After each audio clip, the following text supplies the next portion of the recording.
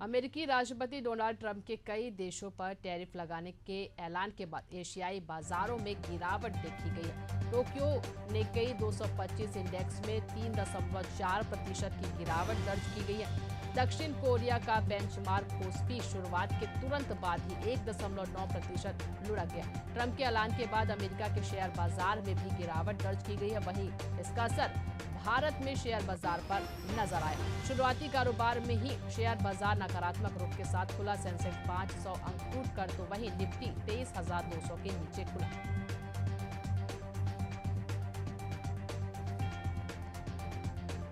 तो भारतीय शेयर बाजार भी इससे प्रभावित हुए। बता दें, एशियाई बाजारों में भी गिरावट देखने को मिली है। अमेरिका ने बता दें टैरिफ भारत पर लगाया है और इससे एशियाई बाजारों में भी गिरावट देखने को मिली और भारत में शेयर बाजार पर भी इसका असर देखने को मिला।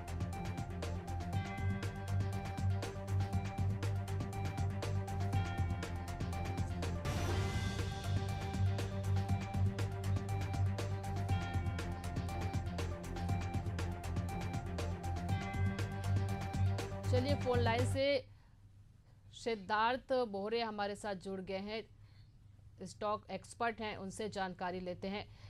भारतीय शेयर बाजार प्रभावित हुआ है। अमेरिका ने जो टैरिफ लगाया है, क्या कुछ इसको लेकर जानकारी मिल रही है?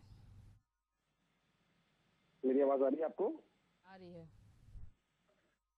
तो जी, आप देख रहे हैं कि अभी 26% के आसपास जो है वो रेसिप्रोकल टैरिफ जो है वो बढ़ाया गया है। तो इसका प्रभाव डायरेक्टली स्टॉक मार्केट पे पड़ा है और ऑलमोस्ट अलग अलग सेक्टर्स में अलग अलग इम्पैक्ट जो है वो देखने को मिला है। जैसे कि आईटी सेक्टर जो है वो इसमें सबसे ज्यादा प्रभावित हुआ है, बिकॉज सबसे ज्यादा जो एक्सपोर्ट होता है कंज्यूमर का वो होता है आपका आईटी सेक्टर में। तो आईटी सेक्टर जो है वो सबसे ज्यादा डिपेंडेंट हुआ है और 3.5% के आसपास जो गिरावट है वो अपने को आईटी सेक्टर में देखने को मिली है। तो वॉलेटिलिटी जो है वो बनी रहेगी और लॉन्गर टर्म में अगर देखेंगे तो मार्केट्स ऊपर ही है, लेकिन अभी जो है वो कायदे से देखेंगे अपन तो मार्केट्स में ऊपर नीचे की जो वॉलेटिलिटी जो होती है कि मार्केट्स में थोड़ी सी टेंशन बढ़ती है, वो डेफिनेटली कायम रहेगी।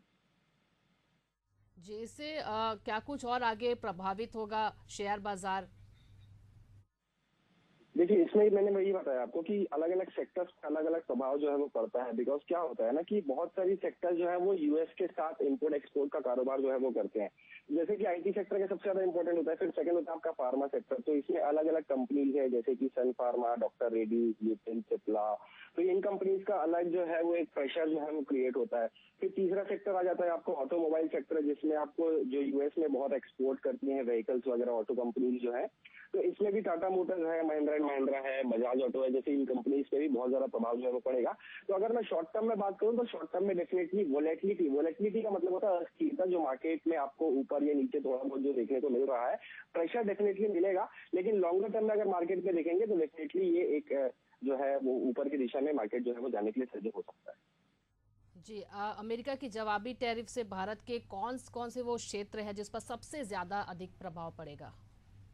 सबसे ज्यादा आईटी सेक्टर, फिर टेक्सटाइल सेक्टर, उसके बाद आ जाता है आपका केमिकल और इंडस्ट्री गुड्स, जैसे कि SRF limited, CI limited, GP limited. इन कंपनीज पे सबसे ज्यादा प्रभाव जो है वो डेफिनेटली पड़ने वाला है। और सबसे ज्यादा अगर मैं 3.5%, जैसा कि आप इंडेक्स अभी आप देख पाएंगे, तो सबसे ज्यादा इंडेक्स में जो गिरावट है वो आईटी सेक्टर में ही है। ऑलमोस्ट बाकी इंडेक्सेस 1% के आसपास गिरावट जो है वो अपने को देखने को मिल रही है, लेकिन जो मेन आईटी सेक्टर है वो 3-3.5% के आसपास गिरावट है। तो इससे ये समझ में आ रहा है कि इसका सबसे ज्यादा प्रभाव जो है वो पड़ा है आईटी सेक्टर के अंदर ही फिलहाल। जी, शुक्रिया इस तमाम जानकारी के लिए। तो स्टॉक एक्सपर्ट सिद्धार्थ बोहरे का ये कहना है कि सबसे ज्यादा असर जो है आईटी सेक्टर पर पड़ेगा। अमेरिका ने जो टैरिफ लगाया है और इस पर आईटी सेक्टर सबसे ज्यादा प्रभावित होगा।